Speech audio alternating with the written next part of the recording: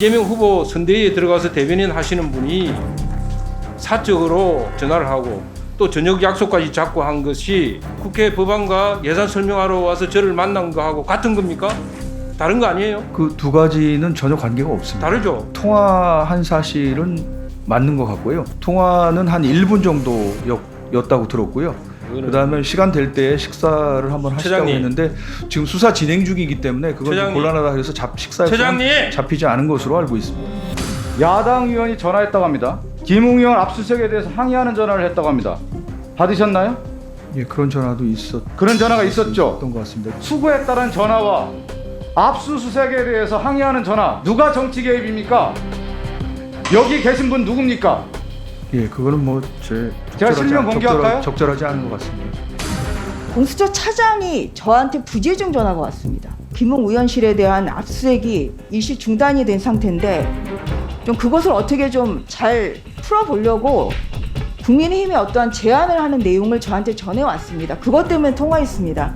그 여당 의원과 통화가 그런 내용이 아니면 그냥 그걸 해명하면 되는 거예요. 근데 마치 그게 뭐가 그렇게 캥기는 게 있는지 우리는 야당과도 통화한다고 하면서 그렇게 본인들이 먼저 전화한 내용을 가지고 이렇게 물타기 하는 이런 것은 정말 이것은 공수처가 예의를 벗어난 것이고요.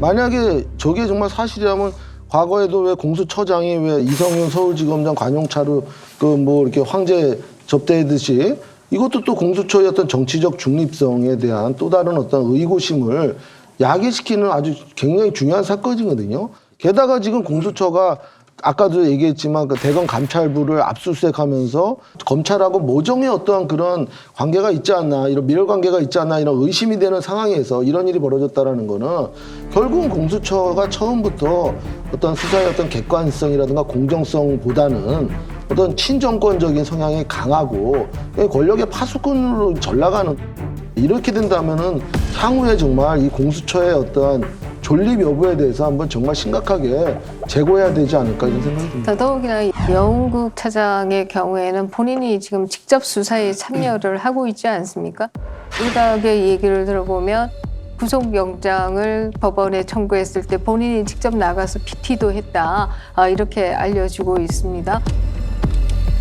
그렇다라고 하면 이렇게까지 수사 현안에 직접적으로 관계되어 있으면서 국회 연락 업무를 한다라고 하는 이런 핑계를 들면서 의원과 식사를 한다라고 하면 이 수사의 공정성에 대해서 누구나 다 의심할 수밖에 없는 것이 아닌가. 더더욱이나 공수처가 그동안에 보여온 모습들이 사실상 지금 뭐 1호 수사라고 하는 서울시 교육감에 대한 수사를 제외하고는 윤석열 후보에 대한 수사가 전부예요.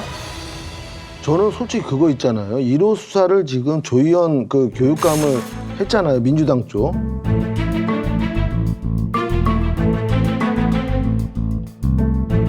그거에 대해서 처음에 좀 의아했거든요. 왜 어떻게 공수처가 저런 사건을 1호 사건. 근데 지금 생각해 보니까 그게 야당 인사를 탄압하기 위한 사전적 포석 아닌가.